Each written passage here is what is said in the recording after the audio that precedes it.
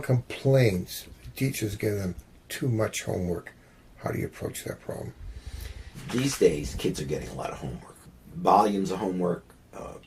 The routine, parents will tell me, there's such a huge amount of homework in so many schools. Again, you really have to empathize. You try not to deny a kid's reality. In fact, if that kid perceives it as a lot of homework, which he really might be saying that for him it's a lot of homework, maybe for the kid next to him who's in the top 3 percentile of math students in the country, it's not a lot of homework. But for him, it's a lot of homework. He's struggling with math, maybe even has a math learning disability, which has been undiagnosed perhaps. To tell him that he's wrong, you're denying his experience. Then he can't count on you for any advice.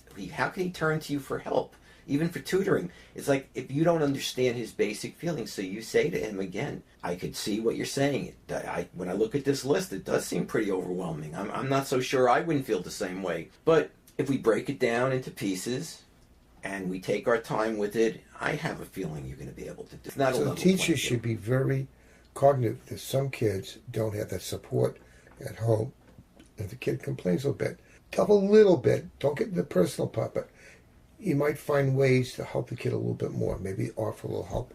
You're making me think. Years ago, I had a kid who was in that situation you're describing. And for whatever reason, he had an obsessive interest in late model, old cars. And apparently, when he was a young child, the family got a brand new Buick something.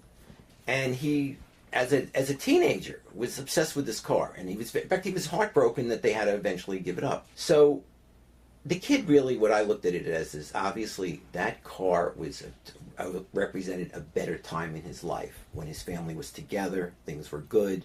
Now the family was splintered, fragmented, and dysfunctional.